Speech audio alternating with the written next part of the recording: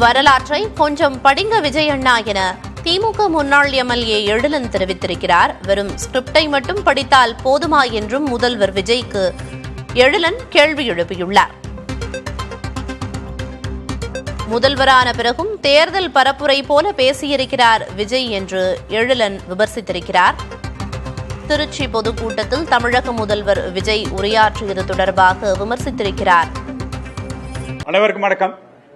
இன்னைக்கு அருமையான ஒரு பிரஸ் மீட்டை இன்னைக்கு அண்ணா அறிவாலயத்தில் உங்களெல்லாம் பார்க்கறதுல ரொம்ப மகிழ்ச்சி அடைகிறேன். தேர்தலுக்கு அப்புறம் பார்க்குற முதல் பிரஸ் மீட். தமிழ்நாட்டு மக்கள் ஒரு 2026 இருக்கிற 1000 விளக்கு தொகுதியில் இருக்கிற வாக்களித்த என்னோட மக்களுக்கு எல்லாருக்கும் முதல் நன்றி தெரிவித்துக் கொள்கிறேன். இன்னைக்கு பார்த்தீங்கன்னா இன்னைக்கு நம்மளோட சிஎம் விஜய் அண்ணா இன்னைக்கு திருச்சியில் ஒரு பெரிய கூட்டம், ஒரு கேப்டிவ் ஆடியன்ஸான கூட்டத்தை மொபிலைஸ் பண்ணி டோக்கன் போட்டு QR கோடு கொடுத்து இன்னைக்கு மக்களை சந்திப்புன்னு சொல்லியிருக்காரு.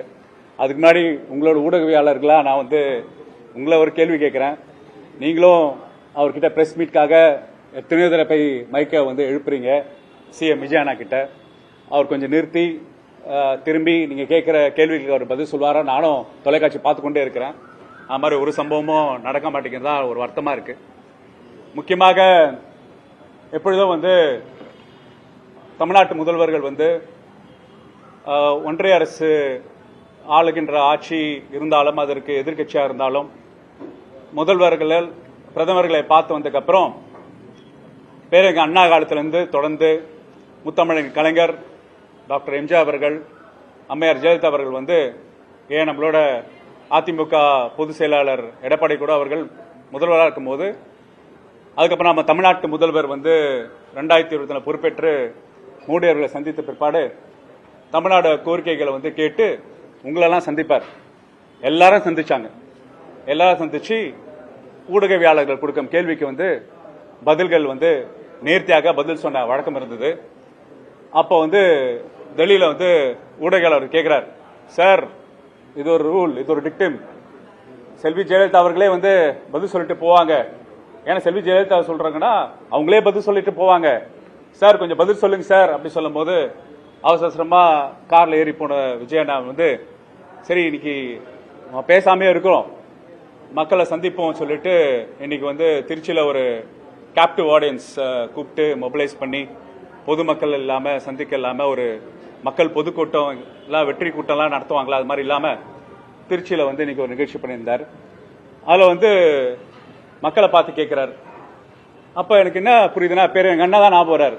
என்னடா பேருங்க அண்ணா எப்பொழுது என்ன சொல்லுவாருன்னா, எதிர்கட்சியா இருக்கும் போது கிண்ணத்தை எப்படி வேணாலும் சுத்தலாம், ஆனா ஆளுங்கட்சி இருக்கும் போது நெய் கரண்டி நெய்யை தாங்கிய கரண்டி போல் இஷ்டத்துக்குலாம் சுத்த முடியாது. இன்னைக்கு விஜய் அண்ணா அவர் தாவைக்கா தலைவர் மக்கள் அவரை தமிழ்நாட்டு முதல்வராக அவருக்கு தேர்ந்தெடுக்காங்க. அவர் தமிழ்நாட்டு முதல்வராக அவர் இன்னைக்கு பேசினாரா இல்ல தாவேக்கா தலைவராக பேசினாரா என்ற பெரிய குழப்பம் ஏற்பட்டிருக்க நிலையில இருக்கு. ஏன்னா நீங்க தமிழ்நாட்டு முதல்வராக அமர்ந்து கொண்டு அனைத்து வகையான ஆட்சி அதிகாரம் பெற்றுக்கொண்டு இன்னைக்கு நீங்க மேடையில பேசும்போது நீங்க அதே நேரேட்டிவ், என்ன நேரேட்டிவ்னா நீங்க ஆளுங்கட்சி ஆவறதுக்கு முன்னாடி தேர்தல் பிரச்சாரத்தை என்ன யுக்தி முறைகள் கண்டீங்களோ அதே நேரேட்டிவ் மக்களுக்காக சொல்றாரு. இப்ப பொறுப்பு அவர் கையில இருக்கு, மக்கள் அதிகாரம் கொடுத்திருக்காங்க, அனைத்து அதிகாரங்கள் கொடுத்திருக்காங்க. அதுக்கு அதிகாரத்தை கொண்டு நான் என்ன இந்த தமிழ்நாட்டுக்கு பண்ண போறேன்னு ஒரு விஷன் ஸ்டேட்மெண்ட் கொடுத்தாருன்னா நம்ம கேட்கலாம். ஆனா திருப்பியும் திராவிட முன்னேற்ற கழகத்தை தலைவரையும் அவர் முன்ன சிஎம் சார் சொன்னாரு, இப்ப ஸ்டாலின் சார் சொல்றாரு விஜய் அண்ணா. அவர் பதில் சொல்லி திருமண நிகழ்வுகளை புலம்பிட்டு இருக்காரு சொன்னாரு. விஜய் அண்ணா உங்களுக்கு நல்லா தெரியும், எங்களோட திருமண மேடை தான் எங்களோட பிரச்சார மேடை, சுயமரியாதை கல்யாணம் பண்றதுதான் எங்களோட நெறி. அந்த சுயமரியாதை கல்யாண மேடைகளை மக்களுக்கு அறிவு சார்ந்த கருத்துக்களும் பகுத்தறிவு கருத்துக்களும் அதே நேரத்தில் அரசியல் கருத்துக்களும் விழிப்புணர்வு ஏற்பது கடமை ஒரு திராவிட முன்னேற்ற தலைவருக்கு பொறுப்பு இருக்கனாலதான் எங்க அனைத்து திருமண மேடையும் எங்களுக்கு பிரச்சார மேடை தான்.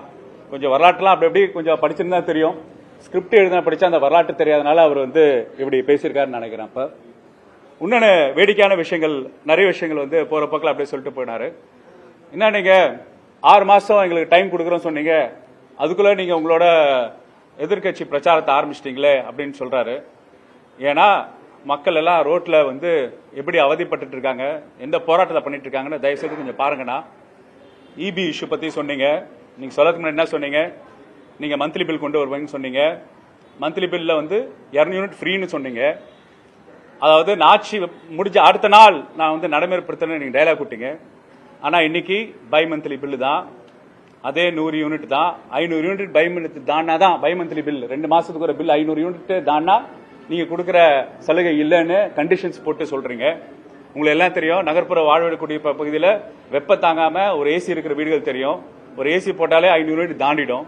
அப்புறம் கொடுக்குற மாதிரி கொடுத்து அப்புறம் பெற மாதிரி பெறதான் உங்களோட மாற்றமான ஆட்சியான்னு நான் கேள்வி கேட்கிறோம்.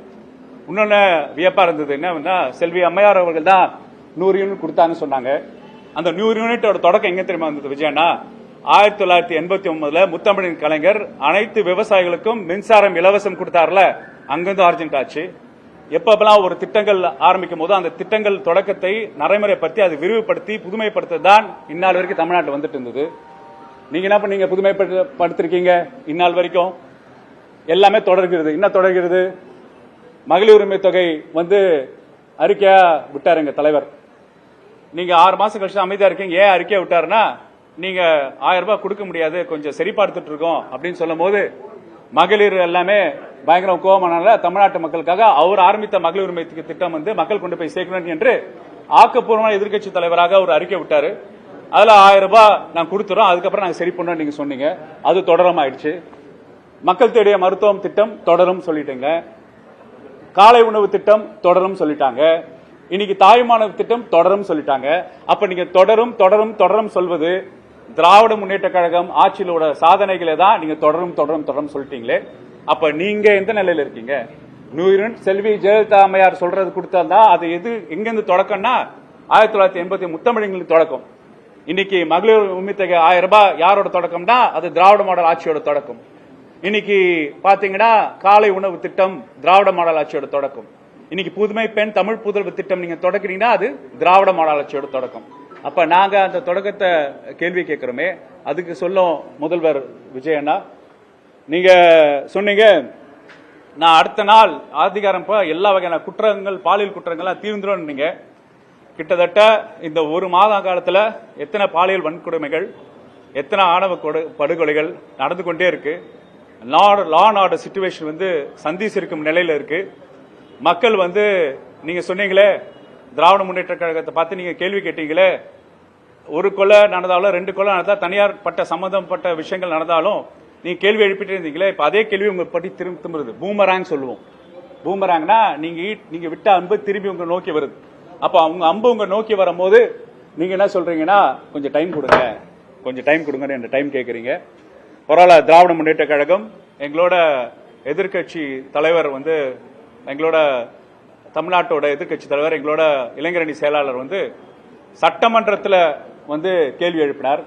நீங்க நல்லா சொன்னீங்க, அதாவது பாமர ஏழை எளிய மக்கள் இளைஞர்கள் எல்லாமே சட்டமன்ற நடவடிக்கைகளை பார்க்க ஆரம்பிச்சிட்டாங்கன்னு. ஆமாமா, சட்டமன்ற நடவடிக்கை பார்க்கும்போது என்ன ஷாக் ஆனாங்கன்னா, என்ன எதிர்கட்சி தலைவர் இந்த போடுறாரு, நம்மளோட முதல்வர் நல்லா டயலாக் பேசுவாரு, அப்ப இந்த டயலாக்லாம் ஏன் அவர் வந்து முதல்வர் நாற்காலில் அமர்ந்து கொண்டு சட்டமன்றத்தில் ஏன் பதில் சொல்லாம அமைதி காத்தாருன்னு என்ற ஒரு கேள்வி கேட்கிறான். நான் கேட்கலங்க விஜயண்ணா, உங்களை வாக்களித்த மக்கள் கேட்கிறாங்க. ஒவ்வொரு கேள்விகளுக்கும் பதில் சொல்லாம அமர்ந்து கொண்டு வேடிக்கை பார்த்துட்டு இருந்தீங்களே. ஊடகவியாளர்களை தர்க்க ரீதியாக, நியாய ரீதியாக, உரிமை ரீதியாக அவங்க கேட்கிற கேள்விக்கு பதில் அளிக்காம நீங்க போயிட்டு இருக்கீங்களே. இந்த விஷயத்தை வந்து நீங்க பேசுறீங்க. குதிரை பேரம் என்ற விமர்சனத்தை வந்து தாங்கிக் கொள்ளாம நீங்க பெரிய அரசியல் மாம்பாக அனைத்து கட்சி தலைவர்களும் நீங்க போய் பாத்தீங்க. அது ஏதோ தொடக்கம் போல பேசுறாங்க. எங்க அண்ணா 1967 ஆட்சி அமைத்த போது தந்தை பெரியாரை சந்தித்தது நினைவில்லையா? பெருந்தலைவர் காமராஜர் சந்தித்தது நினைவில்லையா? ஏன் நம் தமிழ்நாட்டு முதல்வர் முத்தமிழறிஞர் கலைஞர் அனைத்து அறிவுஜீவிகளும் அப்ப இருக்க அரசியல் கட்சி தலைவரும் ராஜாஜி உட்பட சந்தித்தது நினைவில்லையா? நீங்க சந்திச்சீங்க. ஆனா நீங்க என்ன பண்ணுங்க, குதிரை பேரத்தை ஈடுபடுத்தல. அதிமுக ஒரு குறிப்பிட்ட ஒரு செக்மெண்ட் மட்டும் சந்திச்சு வந்துட்டீங்க. இப்ப அந்த சோஃபா மாடல் வந்து சந்திச்சு இருக்குது. இப்ப வந்து அதிமுகவுக்கு வந்து அமைச்சர்கள் பொறுப்புல இருந்த முன்னாள் அமைச்சர்கள்லாம் தங்களோட முன்னாள் சட்டமன்ற உறுப்பினர் ஜெயித்த சட்டமன்ற உறுப்பினர்லாம் ரிசைன் பண்ணிட்டு சேர்றாங்களே. எதனால சேர்றாங்க, எப்படி சேர்றாங்க? அது வெளிப்படை தன்மையோட அது குதிரை பேரோட அரசியல் இல்லையா? அப்ப நீங்க என்ன பண்ணிட்டீங்க, விவசாய கடன் அப்படின்னு அதுக்கு வந்து நீங்க விவசாயிகள் எல்லாம் போராட்டத்தில் ஈடுபடுறாங்க. அப்ப போராட்ட காலத்தில் இந்த விவசாயம் பெருமக்கள் எல்லாரையும் நீங்க வந்து அதிகாரத்தை கொண்டு ஆணவத்தை கொண்டு இன்னைக்கு போலீஸ் வச்சு அப்புறப்படுத்திருக்கீங்க. ஏன் அப்படி அவங்க கோவப்பட்டாங்க, விவசாயிகள் வந்து போராட்டத்தில் ஈடுபட்டிருக்காங்கன்னா, ஏன்னா உங்களோட தேர்தல் அறிக்கையில ரொம்ப தெளிவாக என்ன பண்றீங்கன்னா, எந்த வகையான கண்டிஷன் இல்லாம அனைத்து விவசாய கடனை ரத்துன்னு சொல்லிட்டு நீங்க என்ன பண்றீங்க, சிறு குறு தொழிலாளிகளுக்கு சிறு குறு விவசாயிகளுக்கு மட்டும் தான் கொடுப்போம். அதோ நீங்க வந்து ஏக்கர் லிமிடேஷன்ஸ் கொடுக்குறீங்க. அப்ப விவசாய கடத்துக்கு நீங்க வந்து லிமிட் வைக்கிறீங்க. அப்ப அதை பிராக்ஷனேட் பண்றீங்க, டேப்ல காலம் போடுறீங்க. அப்ப நீங்க வந்து 100 யூனிட் ஜெயலலிதா அவர்கள் எடுத்துக்காட்டீங்கன்னா, முத்தமிழன் கலைஞர் 2006 விவசாய கடன் ரத்து எப்படி பண்ணிருக்காங்க, தயவு செய்து உங்க ரெக்கார்ட்ஸ் போய் பாருங்க, ரெக்கார்ட்ஸ் போய் படிங்க விஜயண்ணா. முத்தமிழன் கலைஞர் அரசாணை 2006 எப்படி 7000 கோடி ரூபாய் விவசாயிகளுக்கு தள்ளுபடி பண்ணார், தயவு செய்து அந்த ஜியோ எடுத்து பாருங்க. ஏதாவது கண்டிஷன்ஸ் வைப்பாங்க. விவசாய கடன் மட்டும் இல்ல, டிராக்டர் கடன் மட்டும் இல்ல, ஜுவல் லோன் மட்டும் இல்ல. திராவிட மாடல் ஆட்சி அமைத்த பின் நம்ம தமிழ்நாட்டு முதல்வர் 2021 அவரு விவசாய கடன்களுக்கும் கோஆபரேட்டிவ் சொசைட்டில வாங்கின ஜுவல் லோனுக்கு எப்படி ரத்து பண்ணாரு அந்த ஜியோ தயவு செய்து பாருங்கன்னா, உங்களோட அதிகாரிகளை கேட்டு அந்த ஜியோ படிச்சுட்டு அதுக்கேற்ற மாதிரி விவசாய கடன்கள் ரத்து பண்றதுக்கு ஒரு ஆக்கப்பூர்வமான எதிர்கட்சியா நாங்க வந்து எப்பொழுதும் பதில் சொல்றதுக்கு ரெடியா இருக்கோம். உங்களுக்கு உதவத்துக்கும் நாங்க ரெடியா இருக்கிறோம் விஜயண்ணா. நீங்க முதல்வராக செயல்பட்டு நீங்க பாத்தீங்கன்னா 3 ஆட்சி மாற்றம் ஏற்பட்டது. ஒன்னு கேரளால, இன்னொன்னு வெஸ்ட் பெங்கால்ல. வெஸ்ட் பெங்கால்ல இருக்கிற முதல்வர் அன்னபூர்ணி திட்டம் மகளிர் உரிமை தொகை 3000 ரூபாய் அதை அறிவிச்சிட்டாங்க. கேரளாவில் அமைந்த காங்கிரஸோட முதல்வர் அனைத்து பேருந்துகளுக்கும் இலவச பயணம் அறிவிச்சிட்டாங்க. 2021 கொஞ்சம் பிளாஷ்பேக் போலாம் விஜயண்ணா. எங்க தமிழ்நாட்டு முதல்வர் கையெழுத்தது கோவிட் காலத்தில் பாதிக்கப்பட்ட மக்களுக்கு 4000 ரூபாய் ரேஷன் கார்டுல போட்ட கையெழுத்து உங்களுக்கு நினைவு இருக்குன்னு நினைக்கிறேன். விடியல் பயணம் கையெழுத்து போட்டது உங்களுக்கு நினைவு இருக்குன்னு நினைக்கிறேன். அப்ப நாங்க வந்து முதல் ஸ்டார்ட், எங்களோட ஸ்டார்ட் வந்து பெஸ்ட் ஸ்டார்ட்.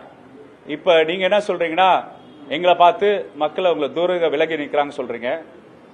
மக்கள் வாக்களித்தாங்க. மக்கள் வாக்களித்தது அடிப்படையில் அது தார்மீக பொறுப்பெடுத்து ஒரு ஆக்கப்பூர்வமான எதிர்கட்சியாக நாங்க உட்கார்ந்து நாங்க தெளிவா சொல்லிட்டோம், வில் பி இன் ஆப்போசிஷன் அப்படின்னு முதல் அறிக்கை விட்டது யாரு? 6 மாசம் நாங்க வந்து நீங்க ஆக்கப்பூர்வமா செயல்படுறீங்க இல்லையான்னு சொன்னது யாரு? அப்ப விடப்பட்ட அறிக்கை 2 அறிக்கை தானே. 1000 ரூபாய் அறிக்கைக்காக எங்க தமிழ்நாட்டு முதல்வர் கொடுத்தாரு. அப்ப நீங்க வந்து குதிரை பேரத்துல ஈடுபடுறீங்க, இது ஜனநாயகத்துக்கு ஒவ்வாத விஷயம். 2வது அறிக்கை விட்டார், அவ்வளவுதான். இந்த 2 அறிக்கை தான், இந்த 2 அறிக்கை தான் நடந்த சம்பவம் தானே. உங்க நிர்வாக சீர்கேடுகள் பத்தியோ இல்ல நிர்வாகத்தன்மை பத்தியோ சரி டைம் கொடுப்போம் என்றார். ஆனா நீங்க ஆணவத்துடன் அதிகாரத்துடன் வந்து இன்னைக்கு வந்து மக்கள் சந்திப்புல வந்து எங்களை வந்து விமர்சனம் பண்ணிருக்கீங்க. திராவிட முன்னேற்ற கழகம் என்பது உடன்பிறப்பு சக்தி, உடன் இருப்பு சக்தி, தமிழ்நாட்டோட பாதுகாவலோட சக்தி, தமிழோட முன்னேற்றத்தில் வளர்ச்சி பாதையில 11.19 இரட்டை விழுக்காடு வளர்ச்சி கொடுத்தது. எல்லா வகையான மோசமான பொருளாதார சூழலையும் தமிழ்நாட்டை வந்து முன்னேறிய பாதையில நம்பர் 1 ஸ்டேட்டை உருவாக்கியது. அதிகமான முதலீடுகள் ஈற்ற மாநிலம் நம் தமிழ்நாடாக இருந்தது. அப்ப உடன் இருப்பு சக்தி, உடன் சக்தி நம்மளோட திராவிட முன்னேற்ற கழகம். தமிழ்நாட்டோட உரிமைகளுக்காக எப்போதும் குரல் எடுத்த திராவிட முன்னேற்ற கழகம் இருக்கிறது. நாங்க தான் தமிழ்நாடு உண்மையான சக்தி. நீங்க கேரளா கூட வந்தே மாத்திரம் பாடல, ஏன் பாஜக ஆள்ற மாநிலத்துக்கு கூட வந்தே மாத்திரம் பாடல. ஆனா நீங்க வந்தே மாத்திரம் போட்டு தமிழ் தாய் வாழ்த்த 3வது பக்கத்தில் தள்ளிட்டீங்க. தமிழ் தாய் வாழ்த்து பாடலாமா வேணாமா நீங்க வந்து பாஜக மோடி பிரதமர் அவர்கிட்ட போய் நீங்க போய் கேட்டுட்டு பர்மிஷன் வாங்கிட்டு வரீங்க. அப்ப மக்கள் சார்ந்த உரிமைகளும் மாநில உரிமைகளும் தமிழருக்காக நீங்க என்ன சொல்றீங்களே, திராவிடம் ஒரு கண்ணு தமிழ் தேசியம் ஒரு கண்ணு சொல்றீங்களே. அப்ப வந்தே மாதரம் முதல்ல பாடி நம்ம தமிழ்நாடோட அடிப்படையான அரசு பாடல்களா இருந்த நம்ம தமிழ் தாய் வத்த 3வது இடத்துக்கு தள்ளியிருக்காங்களே, அதுக்கு எதிர்ப்பாக ஏதாவது ஒரு வார்த்தை கோச்சுக்க போறாங்க சொல்றீங்க.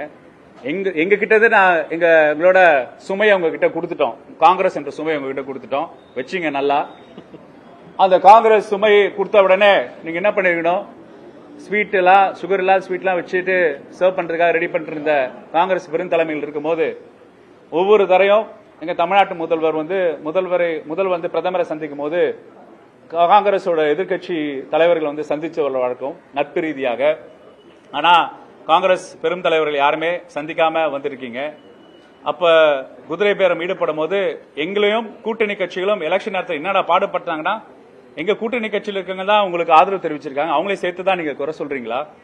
அப்ப ஒரு முதல்வராக நீங்க வந்து எதிர்பார்ப்போட காத்திருக்கும் தமிழ்நாட்டு மக்களுக்கு நீங்க பண்ண நடவடிக்கைகளும் நீங்க பண்ண போற விஷயத்தையும், ஏன்னா ஒரு முதல்வர்கள் மக்கள் சந்திப்பப்ப பல்வேறு திட்டங்களை அறிவிப்பாங்க. அதுதான் தமிழ்நாட்டோட வழக்கம். அது தமிழ்நாட்டு முதல்வர் ஒவ்வொரு பெரும் திட்டத்திலையும் பெரும் கூட்டத்திலையும் அந்தந்த மாவட்டத்துக்கு போகும்போது அந்த மாவட்டத்துக்கான திட்டங்களை அறிவிப்பாங்க. அது எதிர்பார்ப்போட இருந்தாங்க மக்கள். நீங்க என்ன பண்ணிட்டீங்க, அதே ஒரு ரசிகர் மனப்பான்மை மக்களை இன்னும் ரசிகத்தன்மையோட நீங்க சொன்னதுதான் இன்னைக்கு மிச்சமா இருந்தது. பொறுத்திருந்து பார்ப்போம். நான் வெளிப்படையாக உண்மையாக ஒரு நேர்த்தியான பிரஸ் மீட்டை சந்திச்சு மக்களோட குறைகளை கேட்கும் விஜயண்ணா, இரவில் கரண்ட் கட்ல குழந்தைகளும் பாதிக்கப்பட்ட மருத்துவரா சொல்றேன், பாதிக்கப்பட்ட எத்தனையோ பேர் இருக்காங்க, அவங்களாம் உடனே பதில் சொல்லுங்க. நன்றி, வணக்கம்.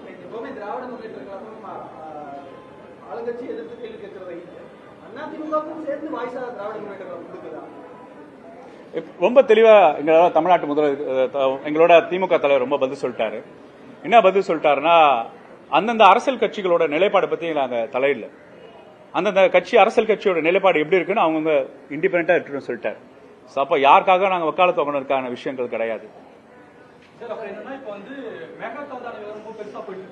மும்மொழி கொள்கை பிரச்சனை போயிட்டு இருக்கு. அண்ட் இந்த தொகுதி மறுபடியும் இன்னைக்கு பாஜக டாபிக் எடுத்திருக்கு. பட் முதலமைச்சரா விஜய்க்கு ஃபர்ஸ்ட் டைம் பேசுறாரு. ஆனா அமித்ஷா, மோடி, ஒன்றிய அரசு எந்த வார்த்தையும் சொல்லவே இல்லை. எப்படி பாக்குறீங்க ஒரு நிலைப்பாட்டை? இல்ல, அதுதான் சொல்றேன். அவர் தாவேகா தலைவர், அப்புறம் விஜய் ரசிகமன்ற தலைவராக இன்னைக்கு அவர் பேசுற பேச்சுக்கும், அவர் தமிழ்நாட்டு முதல்வர் ஆயிட்டாருன்னா அவர் உள்ளார்ந்து உணர்ந்ததானா நீங்க சொல்ற இந்த குரூஷியல் இஷ்யூஸ் அட்ரஸ் பண்ணிருக்கணும். ரொம்ப தெளிவா வரப்போற கர்நாடகா முதல்வர் DKS என்ன சொல்றாருன்னா, திமுக இருந்தனால எங்களுக்கு தடையா இருந்தது. திருப்பி சொல்றேன், திமுக இருந்தனால மேகதாது தடையா இருந்தது. அப்படின்னா திமுக மேல காங்கிரஸ் பேரேக்கும் பயந்துருக்காங்க. திராவிட முன்னேற்ற கழகம் தமிழ்நாட்டு உரிமைகளுக்காக எவ்வளவு தூரம் சண்டை போடுறேன் நான் சொல்லி அவசியம் இல்ல. எங்க பாரத்தை விட்டு போன எங்க பாரத்தை குறைச்ச காங்கிரஸ் என்ன சொல்லிருக்கு, இன்னைக்கு அவங்க தலைவர் தெளிவா சொல்லிருக்காங்க. வரப்போற முதல்வர் என்ன சொல்றாரு, மேகதாது திமுக இல்ல. அப்ப திமுக இல்லனா ஒரு வீக்கான லீடர் வந்துட்டாரு தான் அவர் சொல்ற நிலைமை இருக்கு. நீங்க சொல்ற மாதிரி ஸ்ட்ராங்காக நம்ம முதல்வர் விஜய் அண்ணா ஸ்ட்ராங்கா மேகதாது பத்தி அவர் அட்ரஸ் பண்ணிட்டாருன்னா இந்த மாதிரி மெசேஜ் போகும். ஆனா அதை பத்தி வாயை திறக்கிறதுனால தான் இன்னைக்கு கர்நாடகா அவங்க வேலை போயிட்டு இருக்காங்க. முதல்வர் பதவியேற்றதுக்கு பிறகு முதல் முறையா வெளியே பேசிருக்காரா? வெளியேனா எங்க? அல்ல, நீங்க திருப்பி சொல்லுங்க. வெளியே எங்க பேச சொல்லுங்க. நீங்க ஊடகவியாளர் தானே. வெளியே பேசுறதுக்கும் நீங்க ஸ்டேஜ் செட் பண்ற பேச வித்தியாசம் இருக்கா? இதுதான் வெளியே பேசுறது. நீங்க கேட்டு அட்டம் பண்ணிருக்கீங்களா? அவர் வெளியே பேசுமா அட்டம் பண்ணிருக்கீங்களா? என்ன வந்தது பதில் உங்களுக்கு? ரிப்ளை. அப்ப எப்படி வெளியே பேசல?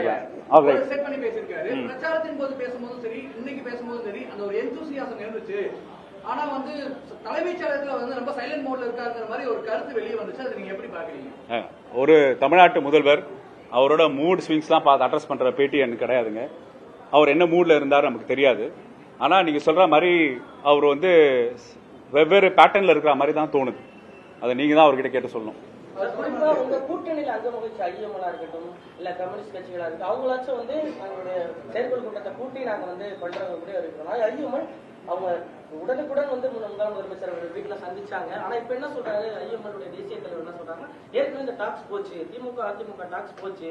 அதே மாதிரி குளத்தூர்லாம் முதலமைச்சர் உங்களுக்கு ரொம்ப கிளியரா சொல்லிடுறாங்க, நாங்க எதிர்கட்சி தலைவராக உட்கார போறோம். திமுக எதிர்கட்சி ஃபர்ஸ்ட் ஸ்டேட்மெண்ட் நாங்க தான் விட்டோம்.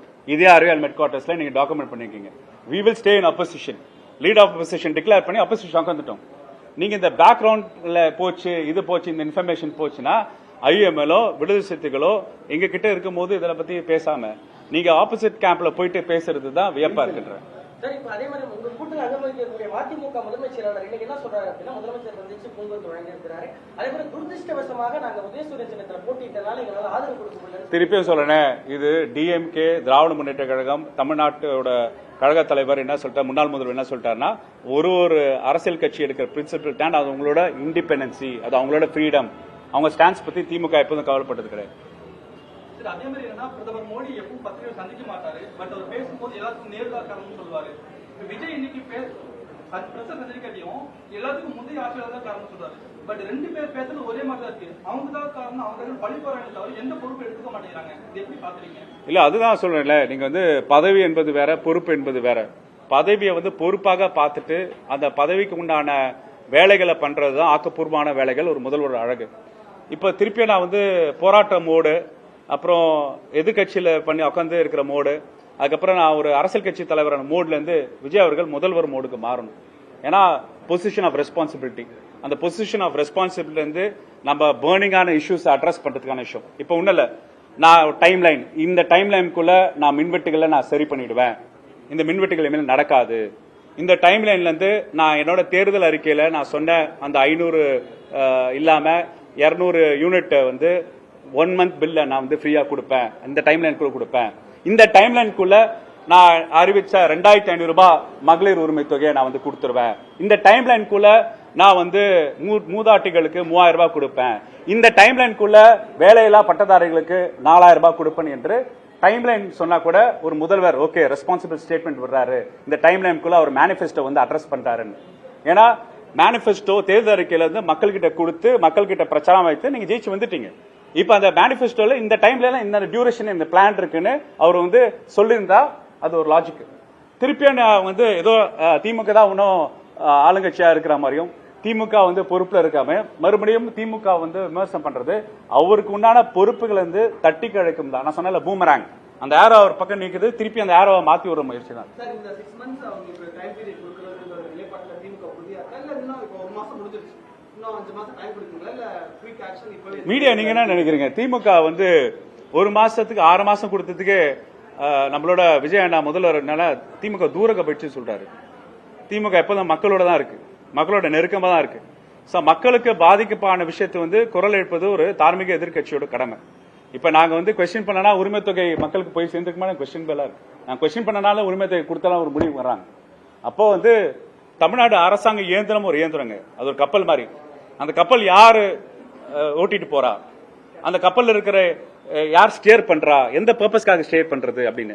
அப்ப இங்க 2021 2026க்காக ஒரு பெரிய நிதி பற்றாக்குறை இருக்க சூழலையும் நம்ம வந்து வளர்ச்சி விழுக்காடு காட்டி மக்களுக்கு நலத்திட்டங்கள் கொடுத்து சமூக பொருளாதாரத்தில் பல்வேறு கட்டமைப்புகள் கட்டி பிறகு கல்வி மாணவர்களிலிருந்து தொடர்ந்து முதியவர்கள் வரைக்கும் அனைத்துக்கான ஒரு திட்டங்களை திட்டி அந்த கப்பலை வந்து மாநில உரிமைக்காக மாநில சுயாட்சிக்காக சமூக நீதிக்காக ஒன்றிய அரசோட இடர்பாடுகள் இருந்து விலகி டிரைவ் பண்ண ஒரு ஷிப். இப்போ வந்து விஜய் அவர்கள் அந்த ஷிப்பை டிரைவ் பண்றாரு. அந்த ஷிப்பை வந்து எப்படி போகுது, எப்படி மூவ்மெண்ட் ஆகுது அப்படின்னு சொல்றது வருங்காலம் தான் முடிவு பண்ணும். இப்போ உங்க ட்விட்டர் அக்கவுண்ட்ல ஒரு 17ஆம் தேதி ஒரு ட்வீட் போடுறீங்க, அதுல வந்து 60 வயசுக்கு மேல உள்ளவங்களுக்கு இடம் இல்லைங்கிற மாதிரி ஒரு கருத்து வந்திருந்தது. அது பேசப்படலாமா? இளைஞர்களுக்கு வாய்ப்பு கொடுக்கணுங்கிறத முன்னிறுத்தி இல்ல. இப்ப தமிழ்நாட்டு முதல்வர் வந்து நம்ம திமுக தலைவர், சாரி அடிக்கடி எனக்கு பழக்கனால அப்படியே சொல்லிட்டு நானு, சாரி, கழக தலைவர் தமிழ்நாட்டோட முன்னாள் முதல்வர் என்ன பண்ணிருக்காருன்னா கருத்து கேட்புக்காக பல அவென்யூஸ் வந்து ஓபன் பண்ணிருக்காரு. இப்ப நிறைய பேர் இளைஞர்கள் திராவிட முன்னேற்ற கழகத்தோட தேவை புரிந்து நிறைய பேர் வந்து வராங்க. அப்போ வந்து தலைமை வந்து தன்னோட அடிப்படையில் திராவிட முன்னேற்ற கழகம் தன்னோட பொதுக்குழு செயற்கையில் கூட்டு பல முடிவுகளை எடுப்பாங்க. அது வருங்கால திராவிட முன்னேற்ற கழக எதிர்காலத்துக்கான அடிப்படை அமையும். இதன் மூலம் இளைஞர்களுக்கு முக்கியத்துவம் தரப்படும் எடுத்துக்கலாமா? வருங்கால உள்ளாட்சி தேர்தல் வரப்போது, நாடாளுமன்ற தேர்தல் வரப்போது, இப்ப ஜூன் 3ஆம் தேதி முத்தமிழர் கலைஞரோட பிறந்த நாள். அப்ப ஜூன் 3க்கு அறிவிப்புகள் வரும். நீங்க அப்ப திருப்பி ஒன்று மீட் பண்ணுவோம்.